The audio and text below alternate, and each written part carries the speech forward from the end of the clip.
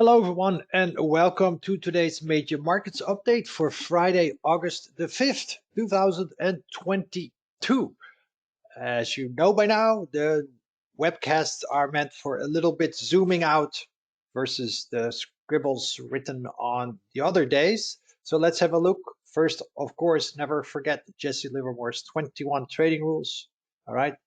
And please remember, nobody's perfect. We all make mistakes.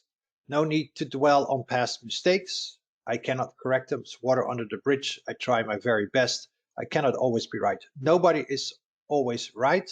Or as they say, he or she who is without sin, throw the first stone. So he or she who is without error can throw the first stone. And nobody is without error. So we don't keep on repeating those. You were wrong back then. We were wrong back then. That doesn't matter. We move on and we try to get it right the next time. Okay. And again, nothing is clear all the time, but currently things are pretty clear. So I like it. That said, there are many ways for you to improve in your trading and make money. Please use them to your advantage. If you don't, I think it's a lost opportunity. But you're all free to do whatever you want to do. There's plenty of ways to make money in the market. And please remember that it is equally fine to trade the short term versus the long term. That's what makes a market. So here is the daily chart of the S&P 500, where we are currently in the starting gates. This is one alternative of a new bull market to 5,500.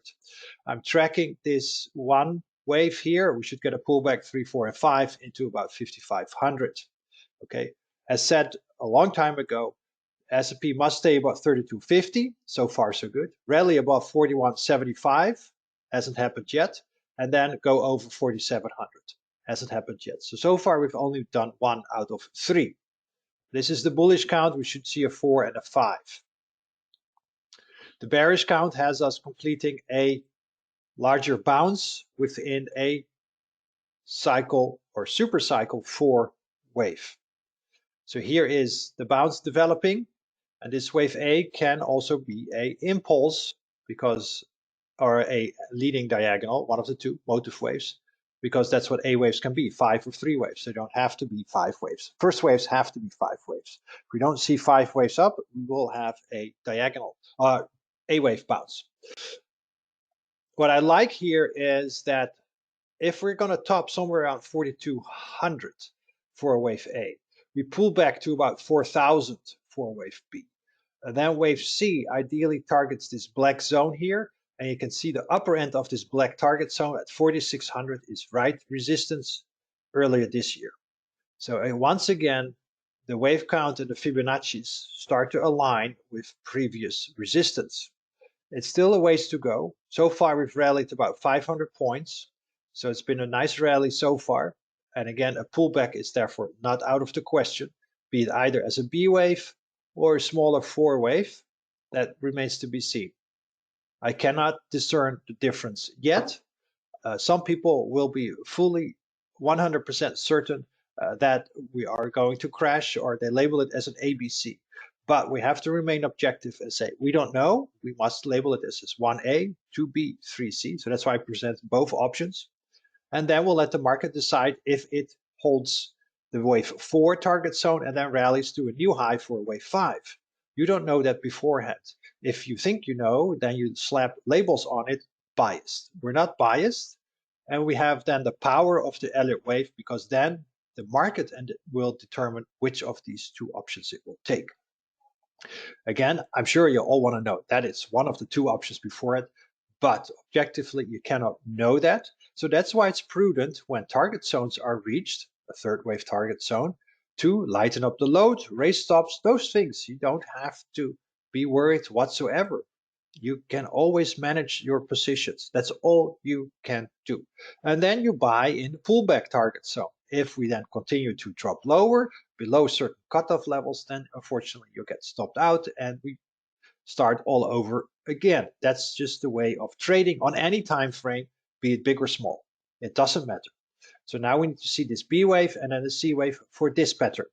That pattern would fit here with the larger super cycle 4 wave. I penciled this in a while ago. So far it is transpiring. So we should now be in wave B of A. and then we get B and a C of a larger A, B, C, back to pretty much 5,000 plus. Very possible. It's going to be way down the road, way down, many years from now. And then the final C wave, which is going to be a crash, simply like 2008 and 2020, but on a much grander scale. And that will bring us back to about, I would say, 1500 to 2000 on the S&P 500. Once that one completes, we get super cycle 5. Please remember, all fourth waves have essentially been flat waves, either irregular and expanded or regular. All fourth waves on the cycle degree, the primary degree, the major degree. So if this is a super cycle 4, expect the same. Very logically. I cannot expect anything else but this also being a fourth wave of a flat kind, most likely irregular, and then we, darn it, can still reach 5,500 for the irregular B wave. Meanwhile, NASDAQ 100. NASDAQ 100 moving along quite nicely. Also here, I still believe we can reach 15,300 because we have broken out of this bullish wedge pattern. Okay, so the bullish wedge took almost all year to develop. Pretty much here from January into July. That's 6 months. So it's quite logical to assume that this larger B wave bounce back to the origin of the wedge, that is the technical resolution, should last a little bit longer than 2 months. Okay, so a little bit longer would not at all surprise me. So with question mark now, C3 complete, are we going to get a 4 and a 5? I don't know yet, but I do know that if we start dropping below 12,100, then odds of this being completed as a bounce have tremendously completed. So I do want to see this wave 4 hold at around 12,400, 12,500. Ideally even 12,900, but 4, 5, B2, C3. That's the preferred path. We break below support levels that we've broken out from, then all odds increase that all we got was a 3-wave bounce. Don't know it just yet. That's why we have to remain objective. So bigger picture wise, just using yearly candles and down years as corrective years, it still looks like we're in a larger fourth wave, a multi-year fourth wave and then a 5. Look how overbought the RSI 5 on the yearly time frame got, which is classic for the third wave. So we need to see logically a pullback and then another rally. And then we set up negative divergences on the technical indicators on the yearly time frame and off to the races. So alternatively, we get a few more legs to go before the whole tech sector is complete. But again, the yearly candles suggest that the bull market longer term on this one isn't over. That still doesn't mean that if we are a primary 4 or major 4 is a doozy. Currently it's not. But just to give you into perspective of what the longer term is holding for us. Here's the Dow Jones. The Dow Jones is definitely not giving up. It still target about 33,220, and then we drop for 4, and then we drop for a rally for 5. That's the ideal path.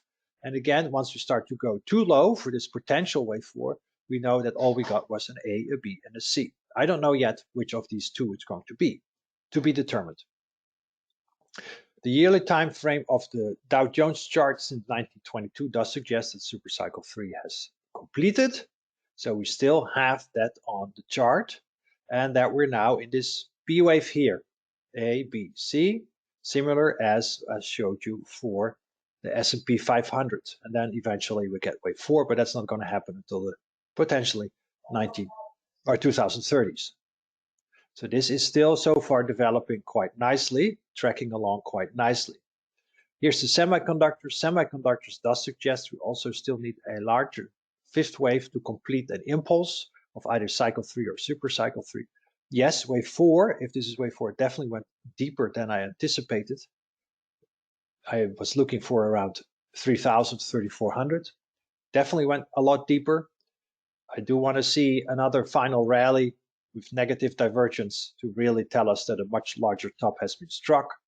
That would fit with the yearly time frame. See, as you can see here, so far we've bottomed pretty much where we should have for this wave 4. So nothing out of the ordinary just yet. So certain indexes can still rally to new all-time highs, not necessarily all indexes. Please keep that in mind. A lot of indexes have been quite disconnected over the last 2 years. This is the IWM. Also, the IWM has now the option to do question mark 3, 4, and 5. Why question mark 3? Because it can also be A, B, C. We don't know yet, and I do really want to see, of course, price hold above about 180, 177.5, somewhere in that zone. And then a rally to a new uptrend high. That would then be wave 1/A.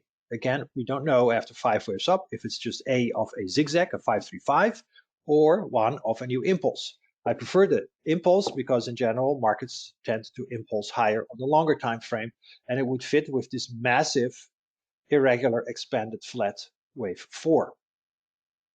And it would fit here with the yearly candle chart 1, 2, 1, 2, 1, 2, 3, 4, 3, 4, 3, 4, and 5. Alternatively, this was already primary 4, but I haven't captured that with yearly downtrend candles, and it doesn't capture well with the RSI 5, which has been positively diverging.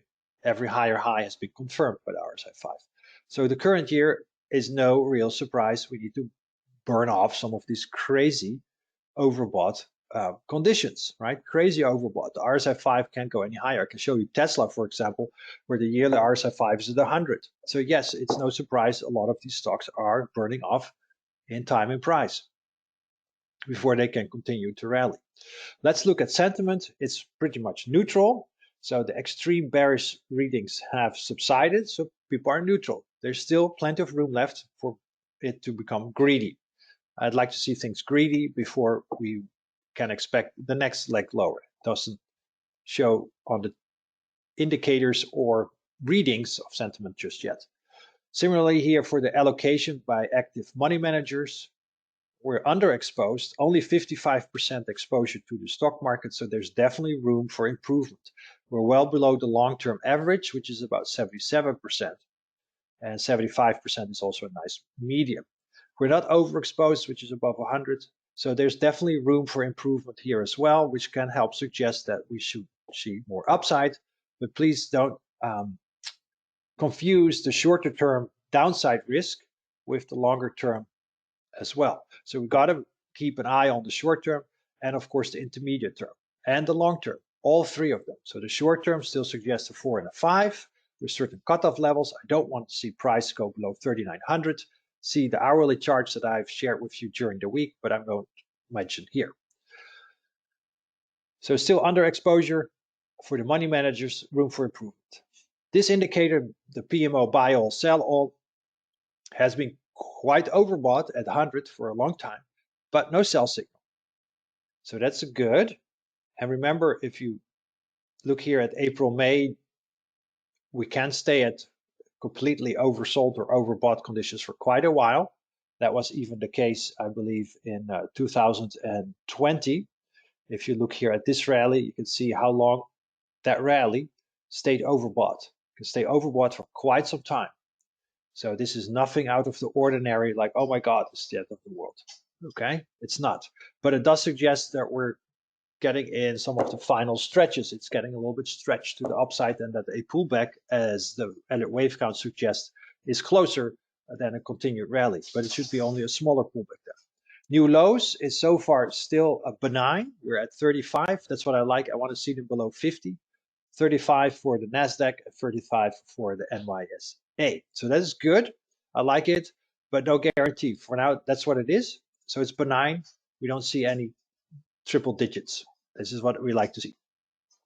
How we're doing for the AD line, it broke above the lower downtrend line, and it is clearly finding resistance at this upper trend line, which it needs to break above to allow for higher prices. So this one is currently stiff resistance.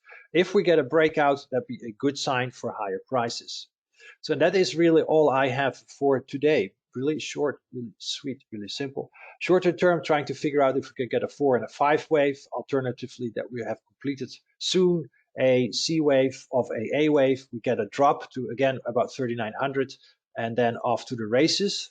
It wouldn't surprise me based on sentiment, still kind of neutral. Bigger picture-wise, please remember we could be in this super cycle 4, but there's plenty of trading opportunities for this one. And after super cycle 4 comes super cycle 5. So far this is filling in quite nicely. I cannot yet determine if we have started a new bull run. It's still early days. So please keep that into consideration for your trading for the long term with dipping toes into the water, having stops in place. Okay, this is still not an environment where you want to throw everything and the kitchen sink at it. Not at all, still very early days, still trying to seek my way around to try to figure out. If we get 5 waves up, it does improve the odds for a new bull run to 5,500 before indeed super cycle 4 starts. And that truly then is the last hip hop hooray of the market. Then we're really pretty certain that super cycle 4 is underway. If we don't get 5 waves up on larger time frames, only 3s, then it's a bounce. And then we have to really consider and content ourselves with that we are indeed in this larger super cycle 4. But again, there are plenty of rallies to be had, already 500-point rally. So there's plenty of opportunities from the long side and the short side. NASDAQ as well, tracking along quite nicely, reached a little bit above the ideal target zones, but that's really minor details here. We do need to see 5 waves up. I cannot tell you that has happened yet. We need to see a pullback and then a rally above this week's high to confirm that we have wave 1/A completed. Then the next pullback will be a buying opportunity for this wave C3. Bigger picture wise, we can be quite confident that we're still going to see a larger primary 5 wave, or potentially even 2 more legs higher for the technology sector, which will fit with the super cycle 4-5 pattern that we've seen, that I shared with you for the S&P 500. Remember, primary 4 can take many years. It doesn't have to be 1 year, it doesn't have to be 3 years, it can take a decade if it wants to. What we do know is we're extremely overbought, so we need to back off. Dow Jones, nothing bearish here so far, above the 10, the 20, the 50. All of them are rising above the clouds. So we are about 80% good to go. And that must be considered as good. Can still be in super cycle 4 as well, but in intermediate to short term, this still looks bullish. If we're in super cycle 4, similar pattern as for, of course, the S&P 500. This is, of course, a very rough roadmap. This is a very crude idea of how a irregular expanded flat should look like. That is the preferred path because pretty much all 4th waves on major primary and cycle degree have been flat, mostly of the irregular kind, whereas the super cycle 2 was clearly a zigzag. So then based on the rule of alternation, we should see a flat. Also, the semiconductors would look a lot better with one last hip hop hooray higher for major 5, primary 5, cycle 3 or super cycle 3. That's potato. Yearly chart supports that notion that we have so far only seen a overbought candle, in the sense that we were really overbought at the beginning of this year and needed to burn off some of that sentiment and overbought conditions. IWM, once again, don't know yet if it's going to be 5 waves up. So far we've reached inside the ideal wave 3 of target zone, can also be a C wave. No signs of letting up, can always extend. While we work with our ideal standard-based Fibonacci extensions, that's what we anticipate, and then we simply have to monitor if that's going to be reached, yes or no. So far, it's been perfectly reached this week. Today's candle looks quite nice in that we should expect a little bit further upside, maybe something similar as we saw for the NASDAQ daily chart, a little bit of an overthrow. So again, I have no signs of a intermediate to short-term top being in place. That will be when we drop below this week's lows, because then we start making lower lows. Okay, that's what we have. Sentiment, neutral. There's still room for improvement, even for the big guys, still very neutral. And technically, based on breadth readings, we're a bit stretched, but no sell signals just yet. Everything else is kind of still benign. We're not seeing any extreme lows or anything yet, but that doesn't mean they cannot come. And we're right bumping at resistance for the advanced declining line, which still has some work to do. If we break out above resistance, that is a further good indication that we should expect further upside based on those wave counts I shared with you. So with that, thank you so much for listening. Take care, trade safe. If any questions, contact me. I'm here to help you in any way you can. All the best. Bye.